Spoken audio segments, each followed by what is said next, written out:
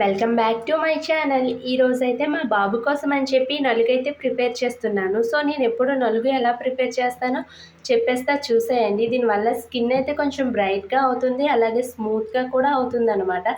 So మీకు కూడా నచ్చితే మీరు కూడా మీ పిల్లల కోసం ట్రై చేసేయండి. నేనైతే ఈ నలుగు కోసం పెసలు, శనగపప్పు, బాదం పప్పు, బియ్యం, అలాగే గులాబీ రకాలైతే కొంచెం ఎక్కువగానే తీసుకోవాలి. ఈ నలుగు సామాన్లో నాకైతే ఒకదాని పేరే తెలియదు. అది చూడడానికి ఎండిపోయిన పసుపులా ఉంది కదా. ఈ మొత్తం అన్ని ఇంగ్రీడియంట్స్ అయితే మంచిగా బ్లెండ్ చేసేయండి. సో బ్లెండ్ చేసాకైతే కొంచెం గరుకుగానే వస్తుంది పిండి.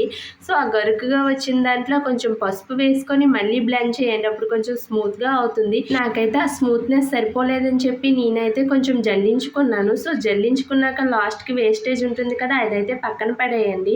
ఇంకేముంది, మన నలుగు పిండి అయితే రెడీ అయిపోయింది. సో ఇది మంచిగా ఒక డబ్బాలో స్టోర్ చేసుకొని మీరు ఎప్పుడు కావాలంటే అప్పుడు యూస్ చేసుకోవచ్చు. దీనివల్ల అయితే పర్లేదు, స్కిన్ అయితే కొంచెం ట్యాన్ రిమూవ్ అవుతుంది, కొంచెం గ్లో కూడా వస్తుంది, అలాగే స్మూత్నెస్ కూడా ఉంటుంది. ఈ నలుగు పిండిని ఎలా యూస్ చేయాలంటే, స్నానం చేసే ముందు పిల్లలకి ఈ నలుగు పిండిలో కొంచెం పాలు లేదంటే వాటర్ కూడా యాడ్ చేసుకోవచ్చు. సో అలా నార్మల్గా కలిపేసి ఒళ్ళంతా కూడా అప్లై చేసేయడమే.